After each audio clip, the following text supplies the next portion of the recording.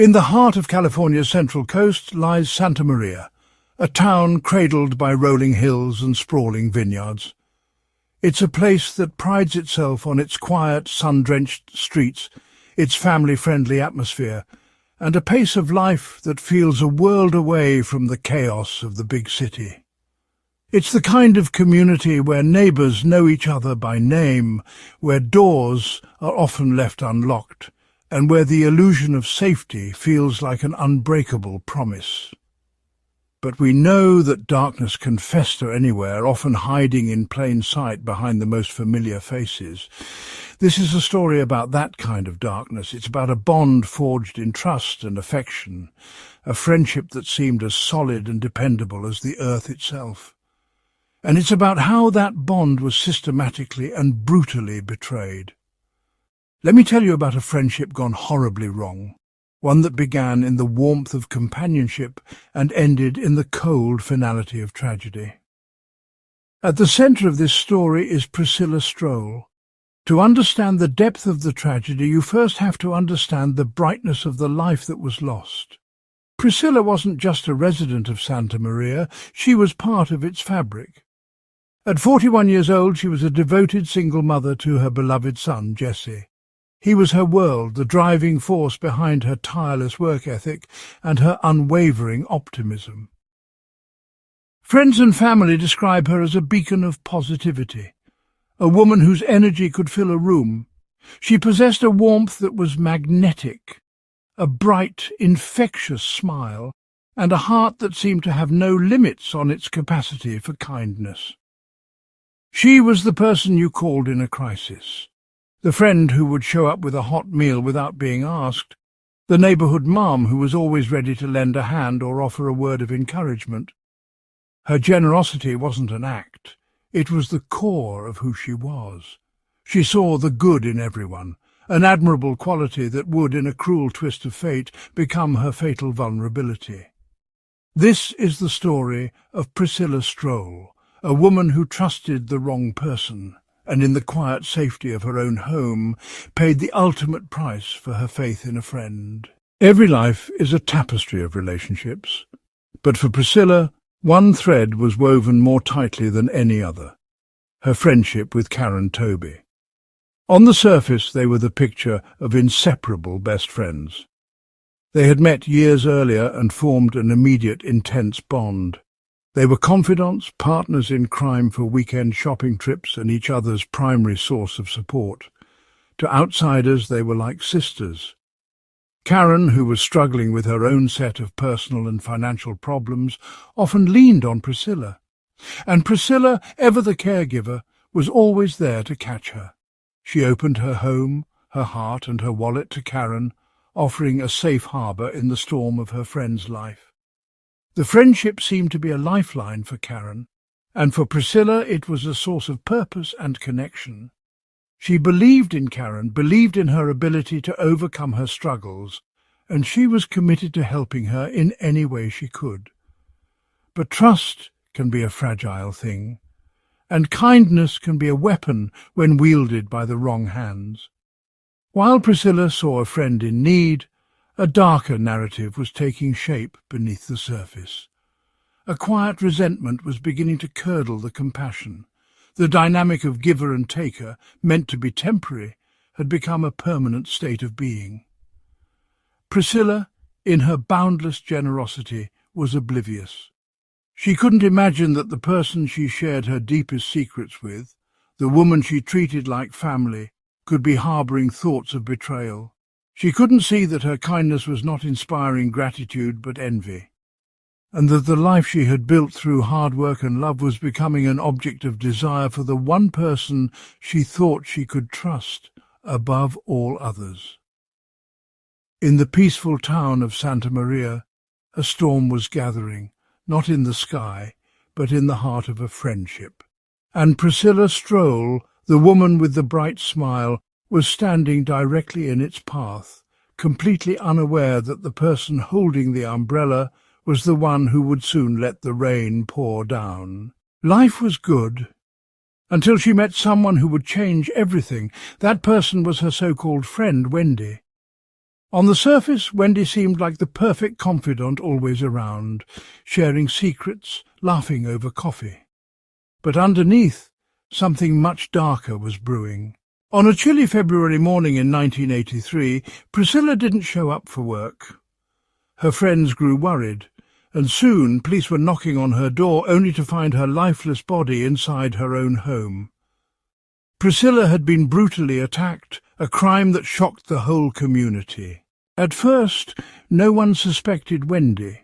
She played the grieving friend, even helping to plan the memorial. But detectives noticed the cracks the way Wendy inserted herself into the investigation, the shifting stories, the nervous glances. The initial hours of the investigation were a whirlwind of controlled chaos. With no immediate suspects and a crime scene that offered few obvious clues, Detective Miller and his team felt the immense pressure of a community in shock and a family desperate for answers. They knew the clock was ticking. Every passing hour meant memories faded and evidence degraded. They had to rely on the silent witnesses left behind, the microscopic traces that would, they hoped, tell the story of Priscilla's final moments. The forensic team began their painstaking work, meticulously combing every inch of the apartment, a search for anything that didn't belong. Their first breakthrough came from the ground up. Outside, in a soft patch of soil beneath the living room window, they discovered a series of footprints. They weren't Priscilla's. The tread was deep, the pattern distinctive, a popular brand of athletic shoe. Plaster casts were made immediately, preserving the impression for later comparison. Inside, the search yielded something even more damning. On the cool, smooth surface of a glass picture frame, knocked to the floor in the struggle, was a single partial fingerprint. What made it crucial was that it was preserved in Priscilla's own blood. This wasn't just a print, it was a direct link between an unknown individual and the violence that had occurred. While the physical evidence was being processed, another team began digging into Priscilla's life, starting with her phone records. They were looking for threats, but instead they found a strange outgoing call from Priscilla's landline at 10:47 p.m., long after her estimated time of death. The call was to a mutual acquaintance of both Priscilla and her close friend, Wendy. When questioned, the recipient was confused. They said it was Wendy on the line, not Priscilla. She sounded flustered, claiming she had stopped by and, finding Priscilla not home, used the phone to call for a ride. But her story had holes. It was a clumsy attempt at an alibi that did the opposite of what was intended. It didn't place Wendy away from the scene. It placed her right inside it. Suddenly, investigators had their first real lead. With a prime suspect in their sights, the question shifted from who to why. Why would Wendy, Priscilla's supposed friend, commit such a horrific act? As detectives interviewed friends, family and co-workers, a dark and unsettling picture began to emerge. It wasn't a single event, but a slow-burning, corrosive envy that had festered for years. Priscilla seemed to have it all: a loving fiancé, a recent promotion at the marketing firm where they both worked, and a natural charisma that drew people to her.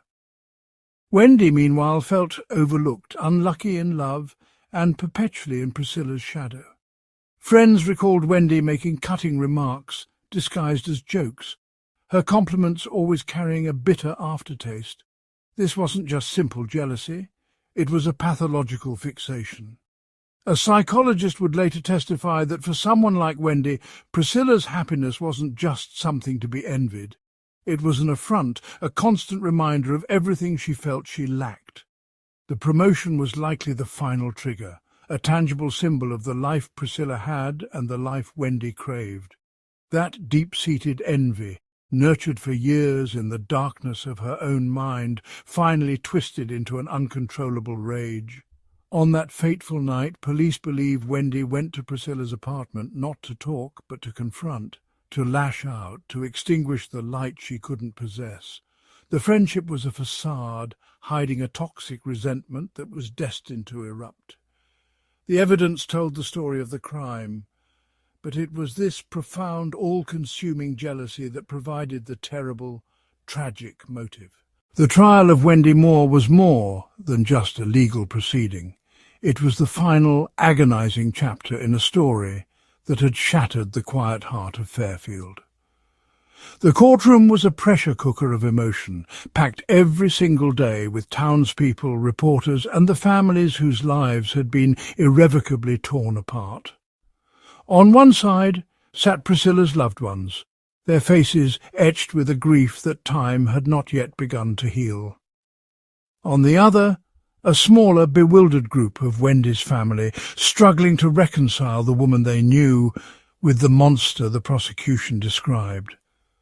The air was thick with unspoken questions, with sorrow, and with a desperate need for justice. This wasn't just about one woman's fate. It was about a community trying to find its footing again, to make sense of the senseless and to close a wound that had been ripped open in their midst. And at the centre of it all was Wendy. Throughout the weeks of testimony, she sat stone-faced, a statue of chilling composure. As the evidence mounted, her placid exterior seemed less like the calm of an innocent person and more like the cold detachment of a predator. The prosecution methodically constructed a damning narrative, piece by painstaking piece. They presented phone records that chronicled Wendy's escalating obsession, her incessant calls and texts to Priscilla's partner. Financial experts testified to the web of deceit she had woven, manipulating her supposed best friend out of thousands of dollars. Friends took the stand, their voices trembling as they recounted Wendy's growing jealousy and possessiveness, moments they had dismissed at the time but which now seemed like ominous red flags. The state's attorney, in a powerful closing argument, painted a portrait of a calculating manipulator, someone who wore the mask of friendship to get close to her victim only to destroy her when she couldn't have what she wanted. He held up the murder weapon, the .22 caliber rifle, and described how Wendy had used an instrument of sport to commit an act of ultimate betrayal. The defence fought back, attempting to sow seeds of reasonable doubt. They argued the evidence was circumstantial, that the police had suffered from tunnel vision, focusing only on Wendy from the very beginning.